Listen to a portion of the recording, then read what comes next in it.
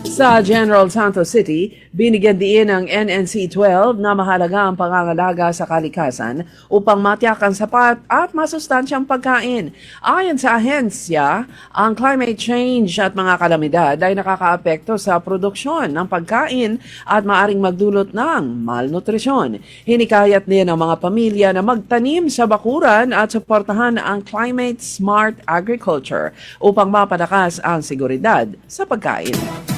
Sa Davao Region, mahigit 1,000 residente ng Balut Island sa Sarangani, Davao Occidental ang tumanggap ng Emergency Cash Transfer o ECT mula sa DSWD-12 matapos na maapektuhan ng magnitude 7.8 na lindol noong July 8. Kabuoang 1,059 na mga benepisyaryo ang nabigyan ng ayuda.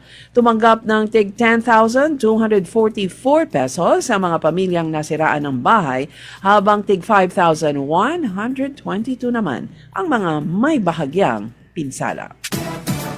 Sa Butuan City, nakatakdang simulan ang 100 million pesos na Gaas Inlet Ecotourism Project sa Dinagat Islands. Ito'y matapos na lumagda sa kasunduan ang TIEZA at pamahalaang panlalawigan.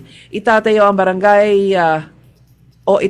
ito sa Barangay Lamera, Libho, na may boardwalk at iba pang mga pasilidad para sa water sports. Ayon kay Governor Nilo Demiray Jr., inaasahang magbibigay ito ng trabaho, magpapalaghas sa turismo at tilikanang pangmatagalang kabuhayan habang isinusulong ang pangangalaga sa kalikasan.